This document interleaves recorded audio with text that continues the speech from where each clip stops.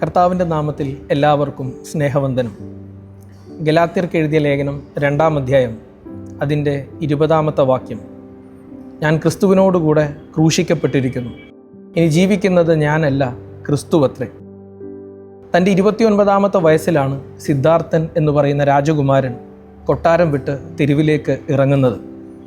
ലോകം മുഴുവൻ ആ മനുഷ്യൻ ഉപേക്ഷിച്ച സുഖസൗകര്യങ്ങളെക്കുറിച്ച് ചർച്ച ചെയ്യുമ്പോൾ ഭ്രമങ്ങളുടെ ലോകത്ത് നിന്ന് തപസ്സിൻ്റെ ലോകത്തിലേക്കുള്ള ഒരു യാത്രയായിരുന്നു ആ മനുഷ്യൻ്റെ പിന്നീടുള്ള ജീവിതം.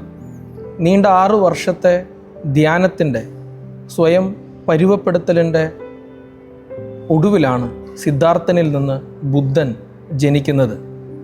ഭ്രമങ്ങളുടെ ലോകത്ത് നിന്ന് തപസ്സിൻ്റെ ലോകത്തേക്കുള്ള യാത്രയാണ് നോമ്പ് എന്ന് അദ്ദേഹം ഓർമ്മപ്പെടുത്തുകയാണ്. ഭാരതത്തിൻ്റെ സംസ്കാരത്തിൽ നോമ്പിനെ പ്രതിപാദിക്കാൻ 2 പദങ്ങളാണ് സാധാരണയായി ഉപയോഗിക്കാറ്. ഒന്ന് ശമം, 2 ദമം. ശമം എന്ന് പറയുന്നത് ഇന്ദ്രിയങ്ങളുടെ മുകളിലുള്ള നിയന്ത്രണമാണ്. ദമം ബാഹ്യമായ പ്രവർത്തനങ്ങളിന്മേലുള്ള നിയന്ത്രണവും. ഇങ്ങനെ ശരീരവും മനസ്സും ഒരുമിച്ച് ചേരുന്ന മനോഹരമായ ഒരനുഭവം. ഒരു മനുഷ്യൻ തൻ്റെ മനസ്സിനെയും ശരീരത്തെയും ഒരുപോലെ സംസ്കരിച്ച് എടുക്കുന്ന ഇടത്താണ് പുനർജനനത്തിൻ്റെ ആദ്യഘട്ടം ആരംഭിക്കുന്നത്. എൻ്റെ അമ്മയുടെ ഉദരത്തിൽ കടന്ന് വീണ്ടും ജനിക്കണമോ എന്നുള്ള നിക്കോദിമോസിൻ്റെ ചോദ്യത്തെക്കാൾ ഉപരി ഇനി ജീവിക്കുന്നത് ഞാനല്ല, ക്രിസ്തുവത്രേ എന്ന പൗലോസിൻ്റെ വാക്കുകളാണ് നമ്മുടെ ഹൃദയത്തിൽ മുഴങ്ങിക്കേൾക്കേണ്ടുന്നത്. പുഴുവിൽ നിന്ന് പൂമ്പാറ്റയിലേക്കുള്ള പരിണാമത്തിൻ്റെ യാത്രകൾക്കിടയിൽ പുഴു സ്വയം സൃഷ്ടിക്കുന്ന കൊക്കൂണിനുള്ളിൽ ധ്യാനത്തിലിരിക്കുന്നുണ്ട്. ഈ ധ്യാനത്തെ തപസ് അല്ലെങ്കിൽ സമാധി എന്ന പദം കൊണ്ടാണ് വിശേഷിപ്പിക്കാറ്. സമാധി എന്നത് മരണം തന്നെയാണ്. ധ്യാനത്തിൻ്റെ ഒടുവിൽ പുഴു മരിക്കുന്നിടത്താണ് പൂമ്പാറ്റ ജനിക്കുന്നത്.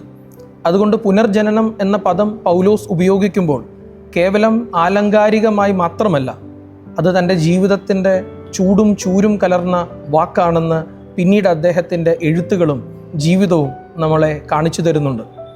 വളരെ തീവ്രമായി പ്രതികരിക്കുകയും സംസാരിക്കുകയും ചിന്തിക്കുകയും ചെയ്യുന്ന ശൗൽ എന്ന് പറയുന്ന മനുഷ്യൻ യാത്രയ്ക്ക് ഇടയിൽ വെച്ച് കർത്താവിനെ കണ്ടുമുട്ടുമ്പോൾ ആ മനുഷ്യൻ അന്ധനായി തീരുകയാണ്. പിന്നീട് അങ്ങോട്ട് സ്വയം സൃഷ്ടിച്ച കൊക്കൂണിൽ 3 ദിവസം കാഴ്ച നഷ്ടപ്പെട്ടവനായി ഭക്ഷണപാനീയങ്ങൾ ഉപേക്ഷിച്ച് ആ മനുഷ്യൻ തപസ് അനുഷ്ഠിക്കുന്നുണ്ട്. ആ തപസ്സിൻ്റെ ഒടുവിലാണ് ശൗലിൽ നിന്ന് പൗലോസ് പുനർജനിക്കുന്നത്. പുനർജനനം കർത്താവിലേക്കുള്ള യാത്രയാണ്. കർത്താവിൻ്റെ ശുശ്രൂഷകൾക്കിടയിൽ അവൻ സൗഖ്യം നൽകിയതിൽ പല രോഗികളും അവൻ്റെ പിന്നാലെ കൂടുന്നത് ഈ പുനർജനനം അവരുടെയും ജീവിതത്തിൽ സംഭവിച്ചതുകൊണ്ട് തന്നെയാണ്. സക്കായി തൻ്റെ പഴയ ജീവിതം ഉപേക്ഷിച്ച് കർത്താവിനോടുകൂടെ ചേരുമ്പോൾ കർത്താവ് പറയുന്നത് ഇന്ന് ഈ ഭവനത്തിന് രക്ഷ വന്നു എന്നാണ്. അതുകൊണ്ട് പുനർജനനം രക്ഷയുടെ അനുഭവം കൂടെ നമുക്ക് നൽകുന്നതാണ്. വേദപുസ്തകത്തിൻ്റെ ചരിത്രത്തിൽ, വേദപുസ്തകത്തിൻ്റെ താളുകളിൽ ജീവനോടെ സ്വർഗത്തിലേക്ക് സ്വീകരിക്കുന്നത് 2 മനുഷ്യരെയാണ്. ഒന്ന് ഏലിയാ പ്രവാചകനും ഒന്ന് ഹാനോക്കും.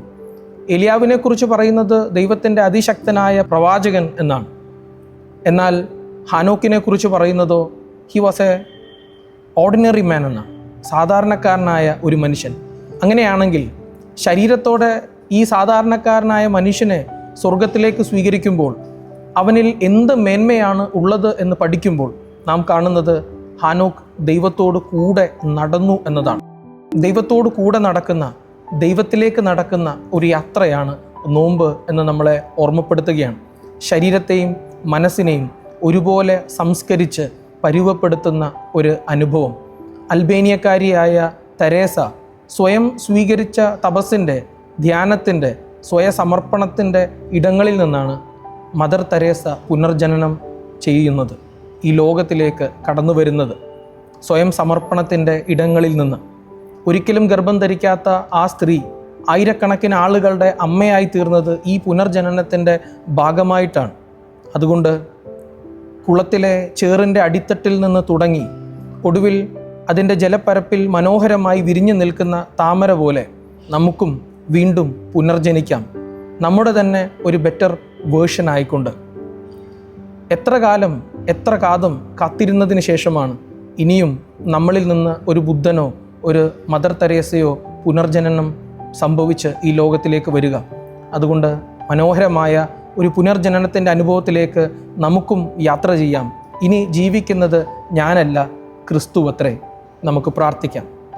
കൃപാസമ്പൂർണനായ ദൈവമേ, സ്വർഗീയ പിതാവേ, ഈ ലോകത്തിൽ അങ്ങ് ഞങ്ങളെ ആക്കി വച്ചിരിക്കുന്ന ഇടങ്ങളിൽ അങ്ങ് പകർന്നു നൽകിയ വെളിച്ചത്തെ മറ്റുള്ളവരിലേക്കും എത്തിക്കുവാൻ, സ്വയം പുനർക്രമീകരണങ്ങൾക്ക് വിധേയമാകുവാൻ, പുനർജനിക്കുവാൻ അങ്ങ് ഞങ്ങളെ ഈ നോമ്പിൻ്റെ നാളുകളിൽ സഹായിക്കണമേ.